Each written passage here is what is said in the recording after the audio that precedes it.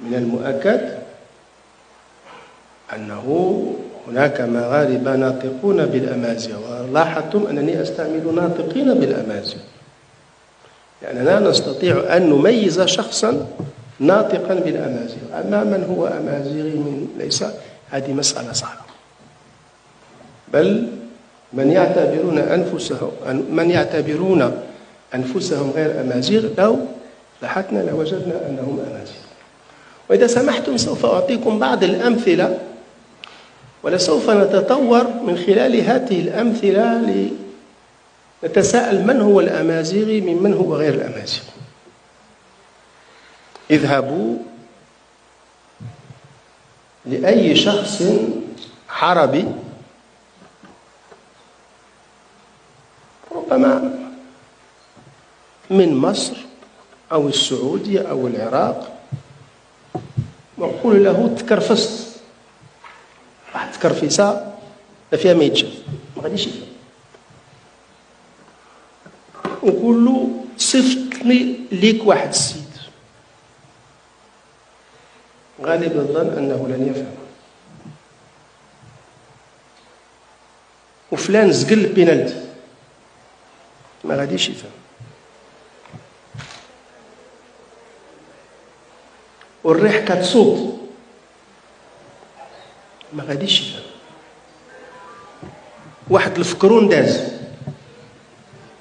والجران، هذه كلها كلمات أمازيغية. هذه كلها، ويمكن حقيقة أن أعطيكم ما لا يحصى من التعابير التي هي أمازيغية ونستعملها. تبوحيض من أحيوض، شقنا، وقس كيدمر، بمعنى أن اللارجة التي نستعملها تسكنها الأمازيغ.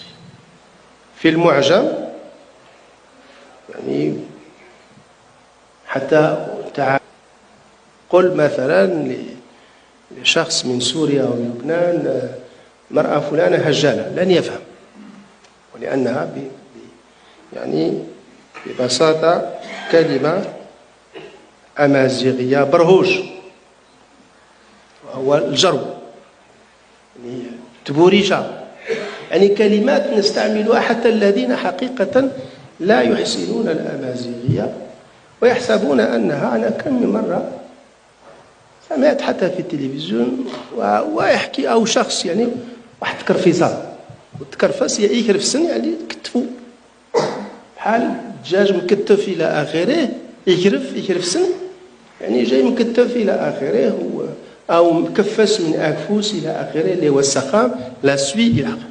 يعني لغتنا الأمازيغية تحمل في معجمها الكثير والكثير من الكلمات التي أصلها أمازيغ.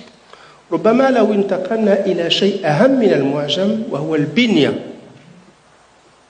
واللغة هي بالأساس بنية، لا يمكن حقيقة أن نعتبر، وهو من الأخطاء التي يقع فيها الكثيرون حينما يقارنون لغات، يعني مصطلحات يعني التركية مثلا تحمل كلمات من اللغة العربية ولا علاقة لها باللغة العربية. إيرانية الفارسية نفس الشيء، إن بنية اللغة الفارسية مختلفة، والبنية هي الصرف مكان الفعل والفاعل إلى آخره. لنأخذ بعض التعابير. كي البرد، من المؤكد أن كائن عربية والبرد عربي، وإذا كتبت في اختبار ما كائن البرد لمصحح أو أستاذ سوري أو عراقي فلن يفهم، يقول لغة ركيكة، أو ما زال ما جاء، ما زال عربية جاء عربية، ولكن التعبير هو فقط ترجمة حرفية يعني للغة الأمازيغ. بقى في الحال كما ذي الحال إلى آخره، يعني بقي في الحال لا تعني شيء، يعني ما عنده وجه. إذا قلت لشخص ليس له وجه لا تعني، ولكن هي ترجمة الوارذم، بل أحيانا هناك تعابير يعني تؤدي إلى ما يسمى un faux sens أو des faux amis. هالعار،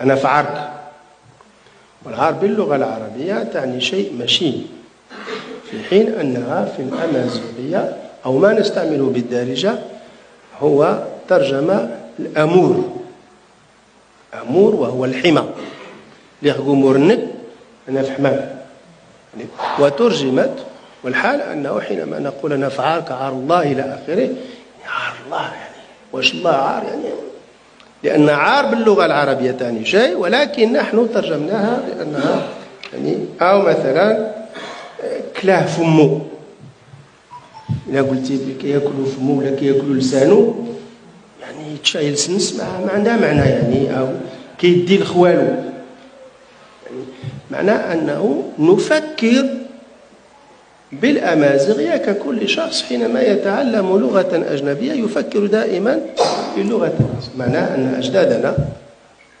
كانوا يتكلمون الأمازيغية، وحينما أخذوا يتعلمون اللغة العربية كانوا يفكرون في نفس البنية، وهذا يدل بأنه نحن أمازيغ. طبعا إلى الآن نستعمل تعبير ساري فيما يخص كل المهن، تحدات، تنجزرت، يعني تبوليسيت، تحرميات، يعني كل المهن كلها بصيغة أمازيغية.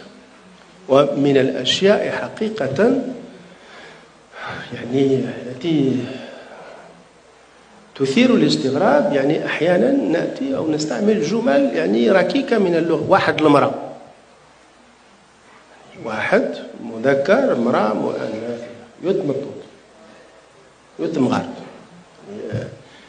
شي حاجة ديما عندنا في كل كذا، وهي طبعا كران الحاجة إلى آخره.